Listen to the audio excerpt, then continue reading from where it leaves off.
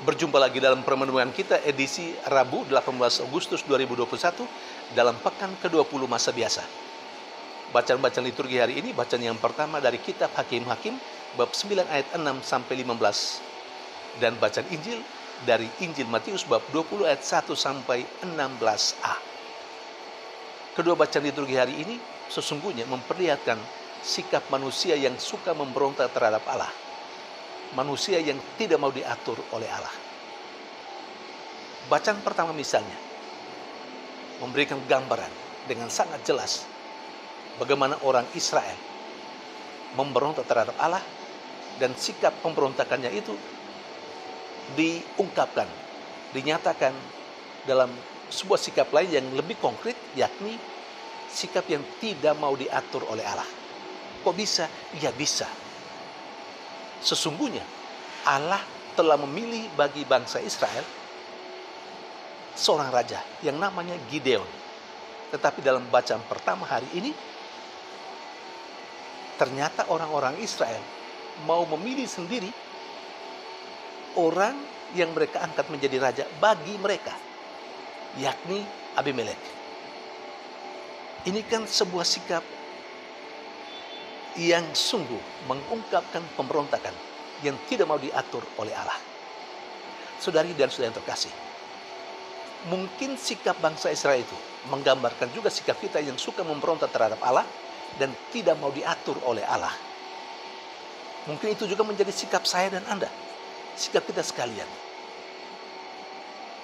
Kita perlu belajar sebagai orang yang beriman, sebagai orang yang percaya kepada Allah, mestinya selalu mengikuti apa yang dikehendaki oleh Allah dan bukan mengatur kehidupan kita sendiri berdasarkan kemauan kita sendiri, tetapi kita hidup menurut apa yang dikehendaki oleh Allah dan apa yang diatur oleh Allah untuk kita. Itu hidup beriman.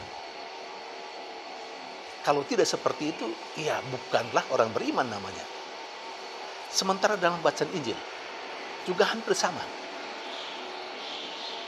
Melalui perumpamaan, Yesus mau mengajarkan kepada para muridnya dan semua orang yang mendengarkan dia saat itu juga sikap manusia yang suka memberontak terhadap Allah, yang tidak mau diatur oleh Allah.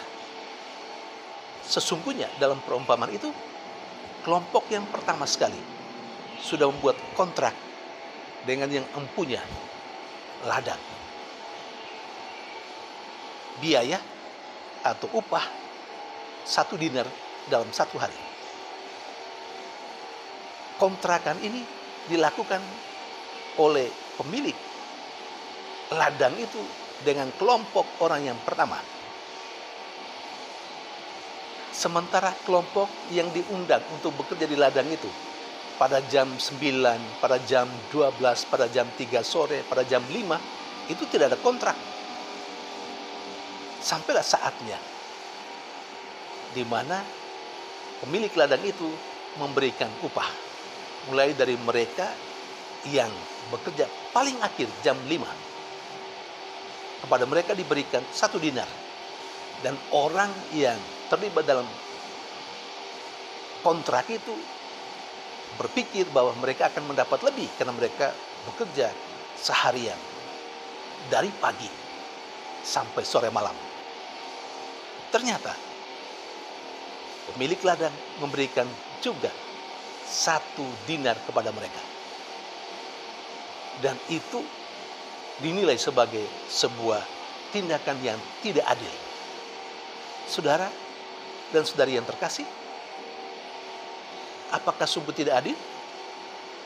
Saya sangka tidak. Adil. Ingat sekali lagi, pemilik ladang itu dalam perumpamaan itu hanya membuat kontrak dengan orang yang pertama sekali berjumpa dengan dia, bahwa bekerja dengan upah 1 dinar 1 hari. Sementara orang yang dia jumpai pada jam 9, jam 12, jam 3 sore, jam 5 sore, itu tidak ada kontraknya. Maka ketika dia memberi kepada mereka yang mulai bekerja jam 5 sore 1 dinar, ya kenapa mesti dibilang tidak adil? Tidak ada kontrak. Memang yang mengatakan tidak adil itu adalah kelompok yang sudah melakukan kontrak yang memang sudah disetujui sehari, sedinar. Di mana tindakan yang tidak adil? Tidak ada. Saudari dan saudara yang terkasih, saya kira sikap pekerja yang tadi melakukan kontrak itu memberi gambaran juga sikap kita. Terkadang seperti itu. Kita menuntut keadilan dari Allah, tapi ngerti enggak kalau kita tuntut keadilan? Keadilan itu apa? Adil berarti memberikan kepada orang apa yang menjadi haknya. Sudah, di hadapan Allah. Apa hak kita di hadapan Allah? Tidak ada. Tidak ada sama sekali. Di hadapan Allah, kita sama sekali tidak punya hak.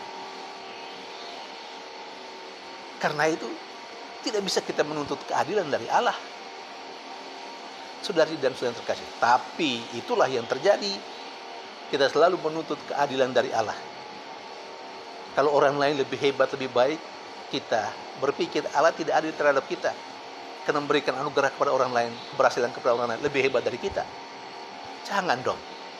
Hidup sebagai orang beriman, itu menerima apa adanya dan selalu bersyukur atas apa yang dikaruniakan kepada kita. Itu saja. Tuhan memberkati.